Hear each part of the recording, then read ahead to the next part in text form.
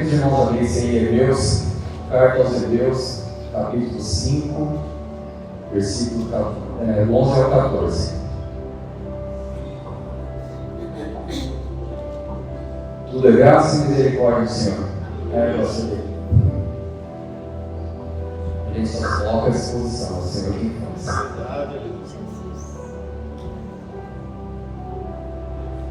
Amém? Então diz assim: a respeito temos muitas coisas que dizer e difíceis de explicar, porquanto vos tendes tornado tardios em ouvir. Pois com efeito, quando deviam ser mestres, atendendo ao tempo decorrido, tendes novamente necessidade de que alguém vos ensine, e de novo, quais são os princípios elementares dos oráculos de Deus, ou os princípios da palavra de Deus. Assim vos tornastes como necessitados de leite e não de alimento sólido. Ora, todo aquele que se alimenta de leite é inexperiente na palavra da justiça, que seria a palavra de Deus, porque ainda é criança. Mas o alimento sólido é para os adultos, para aqueles que pela prática têm suas faculdades exercitadas para discernir não somente o bem, mas também o mal. Amém? Amém. Vamos orar, irmãos, que Deus dá o entendimento, que dê sabedoria para a gente estar falando da palavra. Pai, obrigado por esse momento. Sou grato a Ti, Senhor, por ter escolhido e dado a honra desse dia. Toda a honra é Tua, Pai. Abre o entendimento, Senhor. Entendimento que vem do alto. Usa minha boca como a Sua boca, Pai. Purifica com brasas vivas do altar. Me dá entendimento, concede graça diante de Ti e diante dos irmãos. Prepara os corações, me prepara para que eu consiga transmitir tudo aquilo que o Senhor tem para falar. Em nome de Jesus Cristo. Amém. Então, aqui no contexto de Hebreus, irmãos, essa carta fala sobre a preocupação com aqueles judeus que haviam se convertido a Cristo. Então, eles tinham aceitado ao Senhor como seu Senhor e Salvador. Porém, devido à pressão e perseguição daquela época, estavam voltando aos velhos costumes. Então, voltaram a oferecer sacrifícios, voltaram a estar no templo com os costumes judeus. Então, a fé cristã estava sob ataque frontal. Era um tempo de perseguição, muitas provas, lutas e prisões. Os crentes estavam sendo perseguidos, tinham suas propriedades tomadas, seus bens confiscados. Eles viviam como forasteiros e nômades. Então, com isso, aqueles judeus que anteriormente abraçaram o cristianismo, em virtude desse fato, estavam voltando ao judaísmo. Então, a pressão sobre os cristãos estava gerando medo. E o medo de ser pego, de perder suas propriedades, ou às vezes até a vida, estava fazendo com que eles voltassem aos velhos costumes. Então, aqui o autor ele julga necessário fazer uma menção sobre a grandeza de Cristo, o quanto ele é grande, o quanto ele é superior à lei e o quanto ele é superior aos velhos costumes. Aleluia! Então ele faz questão de mostrar aqui e descrever que Deus é superior aos anjos, aos profetas e até mesmo o legislador que era Moisés. Ele coloca Jesus como Senhor de toda a criação. Aleluia! Sendo maior que a lei, pois Jesus é a lei. Amém? Então ele faz essa comparação. Na Torá, descreve que os mandamentos foram trazidos a Moisés pelos anjos. E aqui o autor fala que Jesus é maior que os anjos. Então, se ele é maior que os anjos, queremos que ele é a lei. Ele coloca como maior do que os profetas, maior do que o legislador que Moisés escreveu a lei. Sendo ele a lei, ele é maior do que Moisés. Aleluia! E ele continua comparando. Na linhagem dos sacerdotes, Jesus é sumo sacerdote, mas ele não vem da linhagem de Arão, porque os levitas da linhagem de Arão eram homens imperfeitos como eu e como você, e eles precisavam apresentar sacrifícios primeiro a eles, pelos pecados deles, para depois apresentar pelo povo. E Jesus, sendo sumo sacerdote, ele se ofereceu como sacrifício perfeito e imaculado, de uma vez por todas. E ele vindo da linhagem de Melquisedeque. Alguém já ouviu falar em Melquisedeque? Amém. Então, Melquisedeque significa rei da justiça. Ele também era descrito como sacerdote do Deus Altíssimo, rei da cidade de Salém, que é a cidade de paz. E a palavra diz que esse Melquisedeque, ele não tem genealogia e também não tem fim de dias. Ele é comparado a Cristo, que diz que é servo do Deus Altíssimo e sacerdote para sempre. Aleluia. Então aqui nós temos que fazer menção ao próprio Jesus. Então em Hebreus 5,6 diz assim: Tu és sacerdote para sempre, segundo a ordem de Melquisedeque. Então, sendo da ordem de Melquisedeque, ele é perfeito. Ele é Deus. Então, comparado com a lei dos levíticos, aqui ele cessa o sacrifício levítico. Porque é imperfeito, porque era feito por homens. E ele, sendo Deus, ele é maior do que então os sacerdotes. Amém? Aleluia. Cristo é sacrifício perfeito, completo e eterno. Mesmo sendo Deus e sumo sacerdote, se fez homem sem pecado e se ofereceu uma vez por todas para tirar os pecados de muitos, como cordeiro de sacrifício definitivo. Em João 1,29 diz assim: Eis o Cordeiro de Deus, que tira o pecado do mundo. Aleluia. Cristo se torna dessa forma o mediador da nova aliança, Verdade. anulando a antiga. Temos a promessa da salvação em Cristo, porque Cristo é o cumprimento da promessa. Aleluia. Então aqui, irmãos, ele anula a lei antiga, porque ele era a lei, e a lei apontava para ele, e ele vem e cumpre a lei. Então ele, sendo a lei, ele é maior do que todo sacrifício. Então ele é maior do que todo sacerdote, ele é maior do que todo profeta, e ele é maior até mesmo do que os anjos. Verdade. Então toda a glória é Cristo. Aleluia. Então vamos voltar aqui na palavra. Hebreus 5,11. A esse respeito temos muitas coisas a dizer, difícil de explicar. Porquanto vos tendes tornados tardios em ouvir. Algumas traduções diz preguiçosos no ouvir. Em 5,12, pois quando já devíamos ser mestres, por todo o tempo decorrido, teve uma necessidade de que alguém nos ensine novamente quais são os princípios dos ensinamentos da palavra de Deus, necessitando mais uma vez do leite, não do alimento sólido. Aqui, trazendo para os dias de hoje, irmãos, Deus está falando para você: o que vocês estão esperando para avançar? Chega do leite materno. O leite materno todo mundo já conhece, até o católico conhece. Jesus nasceu, cresceu, fez os milagres, morreu e ressuscitou. Mas e o futuro disso? Qual foi a razão disso? A razão disso é que ele se ofereceu como sacrifício por cada um de nós. E ele nos comprou de volta para Deus através do seu sangue. E ele veio para cumprir a lei. Ele veio para nos dar a esperança de uma vida eterna. Verdade. Porque ele é eterno. Aleluia, Jesus. Então quando o Senhor fala, deixe do alimento inicial. Irmão, nós somos crentes maduros, salvos os novos convertidos. Nós temos que avançar, irmãos. Como a pastora falou, quando eu fui desafiado pelo José, veio isso na minha cabeça: é hora de avançar.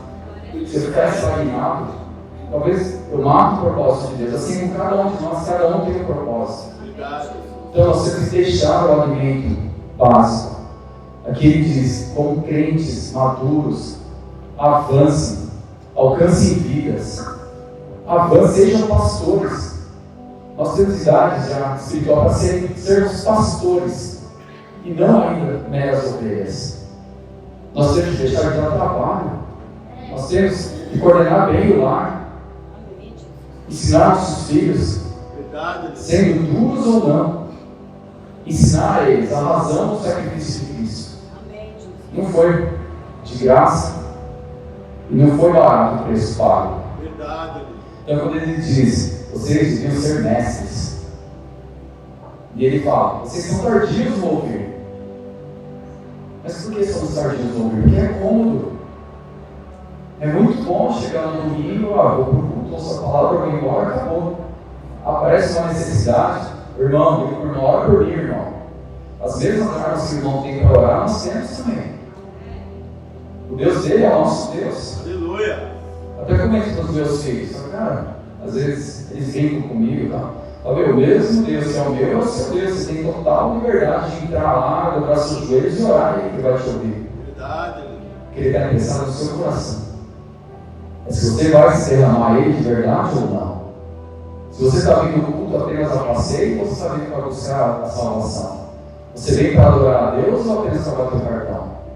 Irmãos, então é isso que Ele trata. Aleluia. Hebreus 5,13. Ora, todo aquele que se alimenta de leite é inexperiente na palavra da justiça, porque ainda é criança. Então ele está falando, você deve orar, você deve ler, você deve aprender, e você deve ensinar. Quando nós ensinamos, querendo ou não, nós estamos aprendendo. Quando eu fui desafiado para a célula, eu falei, não quero, não estou preparado. Nós preparamos bem de nós. Quando o Jô se desafiou, eu não estou preparado. Eu não dormi à noite, estou a semana inteira acelerado. Mas não vem de mim. Isso que eu estou falando também, eu tinha planejado.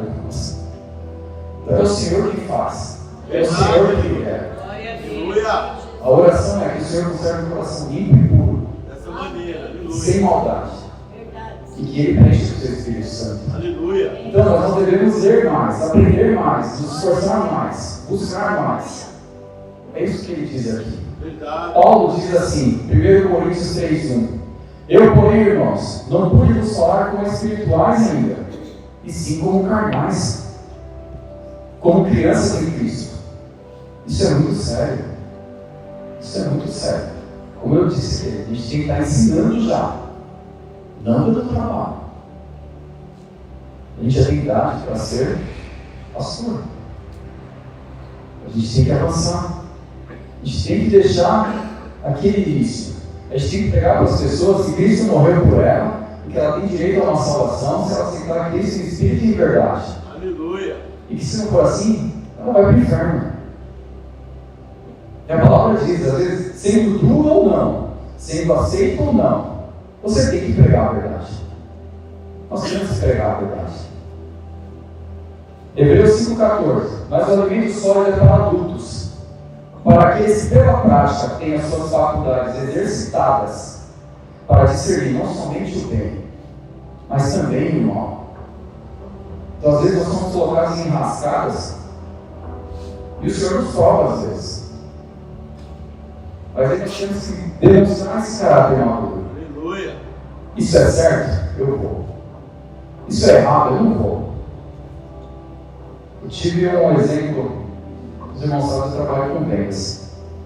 Mas uma vez uma empresa que eu tanto precisava vender, que eu havia perdido, e o vendedor parecia ser meu amigo. Mas ele me liga e fala, qual o preço do material? Eu dou o preço. Ele fala assim, você pode colocar tanto em cima aí. Mas por quê? Não, para mim, se você quiser rachar comigo, eu racho. Eu falei, não faço isso. Até eu falei assim, se meus diretores quiserem fazer, eu falo para eles, vocês se viram com eles, mas eu não faço. Quando eu estava indo a caminho da porta do meu diretor, o Espírito ficou falando, não, você nem vai falar com o seu diretor. É errado, morre aqui. Eu voltei para ele e liguei e falei, cara, não vou fazer. Ah, mas se eu sou diretor, eu falei, não vou fazer, a empresa não faz, eu não faço, é contra o que eu sigo. Morreu ali. Depois fiquei sabendo que esse cara saiu da empresa. Então, olha o laço. Então o diabo ele vem sutilmente. Ele vem procurando aquela brecha que você pode dar aquela escorregada, ele fala assim, peguei. Mas quando estamos cercados, se somos maduros na palavra e no conhecimento, o Senhor nos protege. É Ele quem guarda. Então, irmãos, assim como em Hebreus, nos dias de hoje, somos pressionados a todo instante a voltarmos às sinagogas, ou seja, às velhas práticas. Então, às vezes é um vício, às vezes é um mau hábito, às vezes é uma velha prática. E por falta de conhecimento, não conseguimos argumentar e defender a nossa fé. Às vezes, não temos fundamentos porque paramos no nível básico. Não crescemos e não amadurecemos. Crentes imaturos tropeçam na doutrina e às vezes na ética. Falta filtro, capacidade de ouvir e julgar se de fato a pregação é correta. Perdem a capacidade de discernir entre o certo e o errado. Irmãos, às vezes nós estamos muito mais preocupados com o nosso eu do que a vontade de Deus. Algumas vezes eu saio com os meninos, às vezes saio para jogar futebol. E a minha infância foi toda futebol. E eu era assim, muito competitivo. Não aceitava derrota, não aceitava bem do mal, não aceitava errar, não aceitava. Além de eu me cobrar muito, meu pai me cobrava muito. Eu fui ficando cada vez mais competitivo. Então isso cresceu comigo. Porém, isso ele startava um lado meu que era às vezes violento, às vezes impaciente. E eu não aceitava perder. Se alguém me batesse, eu bateria de volta. E era aquele negócio, então não tinha discernimento nenhum. Isso me fazia mal. Eu ia como se fosse para a guerra. Isso não é bom. Então a competitividade ela tem um limite. Mas a falta de conhecimento me fazia perder a noção do limite. Então, às vezes, até hoje, quando a gente vai brincar, eu falo, é impossível isso acontecer. Toda vez que eu vou brincar com eles em algum lugar, alguém me dá uma jantada forte. A jantada é a pancada forte. Então, mas qual que é o motivo disso? O inimigo quer me provocar, ele quer que eu saia do meu eu, ele quer que volte às velhas práticas. Então, várias vezes, fui jogar minha grade, passei pela minha perna e falei, Senhor, para que isso? Isso é uma brincadeira. Mas é para quê? Para que o velho eu volte, e para que eu volte às velhas práticas. Mas graças a Deus, Ele tem misericórdia de mim e me faz uma cura nessas horas. Aleluia! Eu dou a glória a Ele. Glória a Deus! Então é isso, irmãos. Nós tivemos a oportunidade esses dias de conhecer lá a arena do time lá do Corinthians. Irmãos, confesso assim que ao mesmo tempo que foi muito bom conhecer, eu me senti tão mal naquele lugar. Eu me senti tão mal. Eu não sei porque se a gente foi mal recebido, assim, pela própria torcida. Mas aquilo não é um ambiente mais para nós. Os xingamentos, os gritos, as coisas e... Irmãos, a gente não via a hora de sair dali. Depois, para piorar, os caras ainda cantam comigo, reverenciando um demônio e assim vai. E fala, o que eu estou fazendo aqui? Isso não é mais para mim. E ao mesmo tempo eu quis realizar o sonho dos meninos, vamos conhecer lá ninguém. Então, não tenho vontade de pisar mais lá. Amém, Jesus.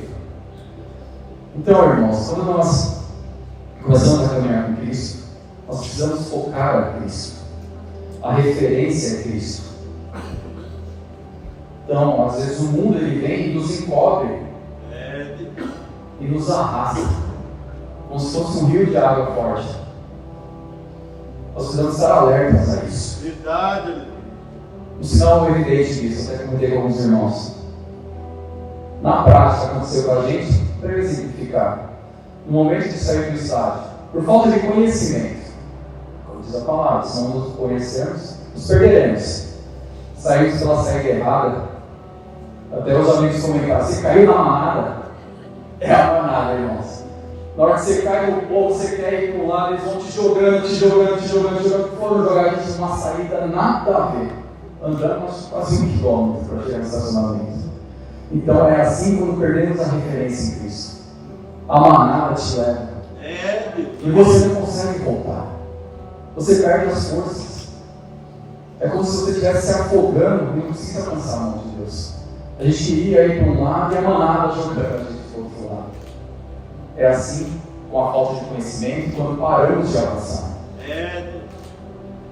O mundo vem e nos atrai. O mundo vem e nos desvia. Nos leva para longe de Cristo.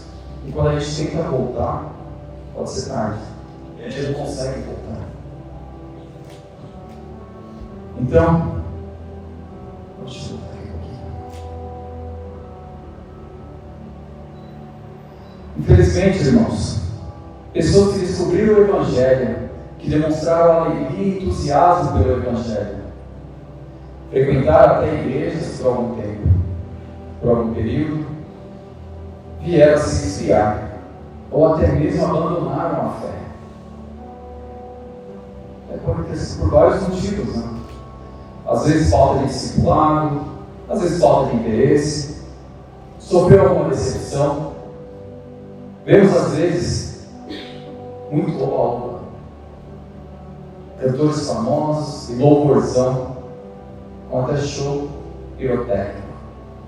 Precisa tomar cuidado com isso. Verdade. Conhecendo algumas igrejas, acompanhando algumas igrejas no YouTube, você vê que as pessoas estão preocupadas mais em ser o eu do que a Deus, e mais em se tornar um cantor famoso do que adorar a Deus. Nós tivemos a oportunidade de ir a alguns congressos, e um deles, o ministro de louvor entrou como um popstar. Não deu nem glória a Deus, nem boa tarde, nem graça e paz, nada. Do jeito que ele saiu, ele cantou. Do jeito que ele entrou, ele cantou e ele saiu. Parece uma estrela. Qual o propósito disso? A não ser ganhar dinheiro. Então, as igrejas, algumas igrejas, estão sendo contaminadas pelo mundo. Então, eu preciso agradar o mundo para trazer para a igreja.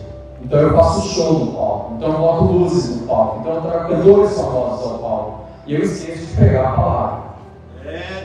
Eu esqueço de adorar a Deus. Gente, tudo isso está escrito. É verdade. Tudo isso já está escrito. Verdade. Então, por causa disso e de muitos falsos profetas, enganadores, a igreja vai se esfriar. E a igreja já está esfriando. Então, nós temos que nos preocupar em levar a igreja para o mundo, não trazer o mundo para a igreja. A igreja aceita todos como está, mas você não deve permanecer como é. Você deve mudar. Então, muitas campanhas sem fundamentos e pior, sem o verdadeiro ensino bíblico e a sã doutrina. Resultado disso, por falta de conhecimento da palavra, podemos ser enganados por falsos profetas, mestres e agora as coaches, resultando em queda ou afastamento de Deus. Conhecimento maduro influencia nossas decisões e escolhas, aquilo que fazemos no nosso dia a dia, para que nos tornemos cristãos maduros. Queria que os irmãos abrissem Filipenses 3:12. Por favor.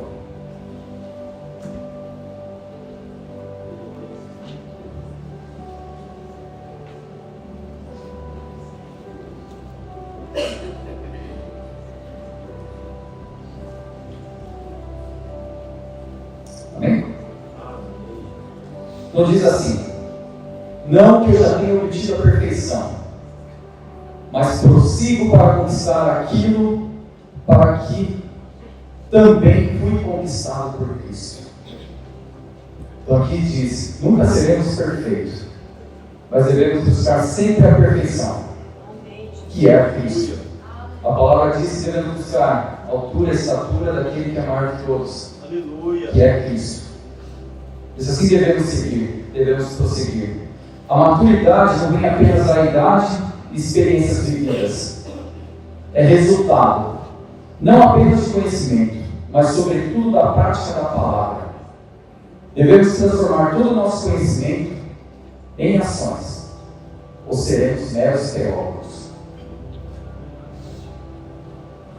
Em 2 Timóteo 4:13 diz: pois haverá tempo em que não suportarão a sã doutrina. Pelo contrário, cercar-se-ão de mestres, segundo as suas cobiças, como se sentindo coceira nos ouvidos, e se recusarão a dar ouvidos à verdade, entregando-se a fábulas. É interessante isso aqui, né? Parece que está acontecendo isso já, não? Então, por falta de conhecimento, alguns estão se entregando a fábulas. Os coaches estão usando a palavra para ganhar dinheiro, estão desviando muitos. É pregado que você não precisa estar mais na igreja. É pregado que você pode adorar o seu Deus como você bem entender. Nós somos templos do Espírito Santo. Aleluia. Porém, nós devemos nos encher aonde? No templo do Senhor, na casa de Deus. Ele visita esse lugar, Ele está nesse lugar. E nós estamos aqui não para nos aparecer, não porque somos melhores que alguém. Nós somos aqui porque somos humildes e buscamos a presença do Senhor. E sem Ele, somos mero pó. Pobres, fracos, cegos e nus. Assim diz a palavra. Não somos mais nada além disso. Tudo é graça e misericórdia dele. Se estamos vivos, é porque Ele permitiu. Se você está aqui hoje, é porque Ele quis que você estivesse aqui. Então, tudo é dele, tudo é para Ele, sabedor de todas as coisas. Glória a Deus. Vou contar um negócio interessante que aconteceu sobre a questão de praticar a palavra. Eu trabalho em Diadema e nós recebemos muitas cargas de materiais que vêm do sul. Os motoristas são do sul. E um dos dias, o motorista atrasou, ele chegou um pouco mais tarde. Aí o pessoal que costuma almoçar, que é meu diretor, o pessoal do financeiro, eles foram almoçar antes de mim. Eu precisava resolver algumas coisas que resolveram e eles voltaram. E a moça do financeiro, que é a irmã do diretor, que é um dos diretores, ela voltou atormentada. E meio que chorando.